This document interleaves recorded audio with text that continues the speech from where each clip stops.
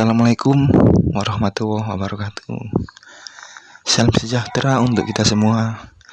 Semoga selalu diberikan kesehatan dan rezeki yang barokah oleh Tuhan Yang Maha Esa. Kembali lagi ya bersama kami. Kali ini kita akan menceritakan kisah seorang pendaki yang tewas akibat ucapannya sendiri. Oke, tanpa berlama-lama, mari kita mulai ceritanya. Tapi sebelum itu jangan lupa like, komen, dan juga subscribe untuk mendukung channel ini supaya lebih maju ke depannya. Pada saat itu, tepatnya hari Sabtu, ada satu kelompok pecinta alam yang sedang mengadakan kegiatan jelajah alam. Kegiatannya yaitu akan melakukan pendakian ke sebuah gunung di daerah Jawa Timur. Pagi itu, keadaan masih baik-baik saja dan tidak ada yang menyangka akan terjadi hal buruk. Kelompok pendaki itu beranggotakan 10 orang, yang semua adalah laki-laki.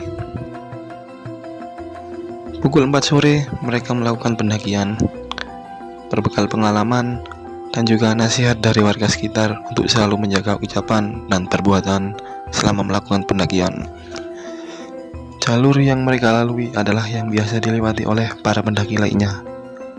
Namun, salah seorang dari anggota kelompok mengusulkan untuk mencari jalur baru. Perkiraan menuju puncak kurang lebih selama 7 jam dari jalur normal. Dan terdapat 4 pos pendakian di gunung itu.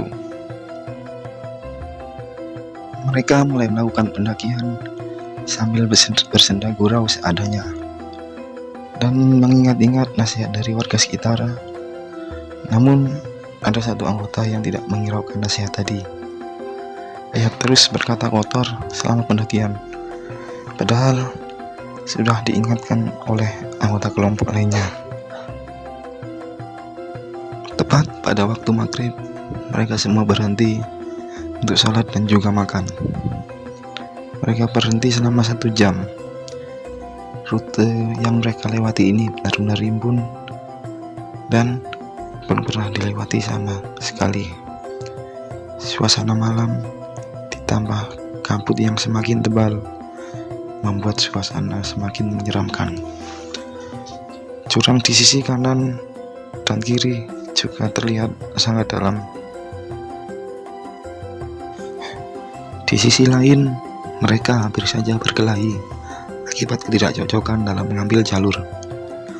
Satu orang yang omongannya sangat kotor itu terus memancing emosi anggota lainnya. Setelah perdebatan yang cukup lama, akhirnya pemimpin kelompok tersebut memutuskan untuk kembali lagi ke jalur yang biasa dilewati oleh pendaki lainnya. Seluruh anggota itu pun berunding dan setuju. Hanya ada satu anggota yang tidak mau dan ngotot terus melanjutkan membuka jalur. Memang satu orang ini omongannya sangat kasar, juga jorok. Dia memang sebenarnya tidak diajak oleh ketua kelompok itu karena ucapannya yang tidak bisa dijaga. Dan akhirnya mereka pun kembali ke jalur semula. Di perjalanan, satu orang ini terus mengoceh sepanjang jalan. Dan tepat pukul 10 malam, tiba-tiba angin pun bertiup sangat kencang sekali. Lampu senter mereka juga tiba-tiba mati dan membuat suasana semakin menyeramkan. Dan tanpa disadari oleh ketua kelompok, anggota yang omongannya kotor itu menghilang dari pandangan mereka semua. Akhirnya ketua kelompok pun memutuskan untuk mendirikan tenda dan melakukan pencarian di pagi harinya. Di malam hari, mereka semua banyak diganggu oleh penghuni di sana yang tidak senang dengan kehadiran mereka. Terlebih lagi, satu sosok anak kecil tanpa kepala dan manusia berbulu domba yang terus mengganggu mereka. Mereka terus berdoa meminta keselamatan kepada Tuhan. Untuk itu, ketua kelompok meminta anggotanya untuk melakukan sholat malam di sana dan juga salat istikharah untuk meminta petunjuk kepada Tuhan. Jam 2 pagi, mereka semua pun akhirnya tertidur. Salah seorang anggota kelompok bermimpi kalau anggota yang hilang itu sudah meninggal dan jasadnya ada di jalur yang kemarin mereka lalui. Pagi pun tiba. Mereka semua kemudian merapikan kembali tenda dan membersihkan sampahnya. Pukul 7 pagi, mereka melakukan pencarian.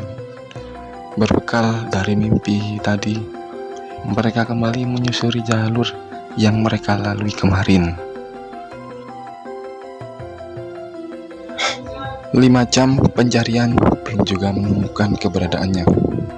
Hampir putus asa karena kelelahan dan banyaknya pohon-pohon besar yang menghalangi sinar matahari dan membuat mereka semua kedinginan.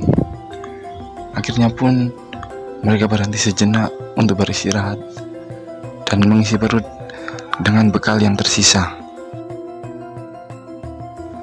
Mereka pun kemudian melanjutkan pencarian. Di tengah kebingungan, tiba-tiba mereka didatangi oleh seekor musang yang terus mengikuti mereka dan seperti ingin menunjukkan sesuatu. Akhirnya mereka pun mengikuti musang itu sampai berhenti. Betapa kagetnya mereka ketika menemukan temannya sudah tak bernyawa, dengan keadaan sudah tidak berpakaian lagi. Namun anehnya, tidak ada bekas luka di tubuhnya. Semuanya terlihat normal dan utuh, seperti tidak terjadi apa-apa. Isak tangis pun pecah. Akhirnya mereka pun mengevakuasi jasad temannya. Alat seadanya pun mereka gunakan untuk membawanya ke pemukiman yang kira-kira jauhnya 7 km dari lokasi ditemukan. Di tengah perjalanan membawa tubuh sang teman, tiba-tiba terdengar auman macan yang sangat keras sekali. Dan tiba-tiba tubuh sang teman mengeluarkan bau yang sangat menyengat sekali. Tetapi mereka tidak menyerah begitu saja. Setelah hampir 6 jam, sampailah mereka ke pemukiman. Mereka melapor kepada kepala desa setempat. Kemudian kepala desa berniat untuk melihatnya. Namun dia tidak menjumpai apa-apa. Dia hanya menemukan kantong yang kosong tanpa ada isinya. Kemudian ketua kelompok itu mencoba melihat lagi, dan memang ternyata kosong. Kepala desa pun menjelaskan bahwa yang mereka bawa itu hanyalah tipuan dari makhluk gaib yang ada di sana. Makhluk gaib di sana sangat marah sekali kepada temannya tadi, sehingga jasadnya tidak bisa ditemukan. Bahkan dilakukan pencarian oleh tim SAR sampai 1 minggu lebih tidak ada hasil. Konon katanya memang kalau di gunung itu tidak menjaga ucapan, maka akan diambil oleh makhluk yang ada di sana dan tidak akan pernah kembali lagi. Oke, sekian dulu kisahnya ya. Pesan dari saya, jaga ucapan dan perbuatan kalian kalau kalian tidak mau kehilangan nyawa, karena kalian tidak sendiri di dunia ini.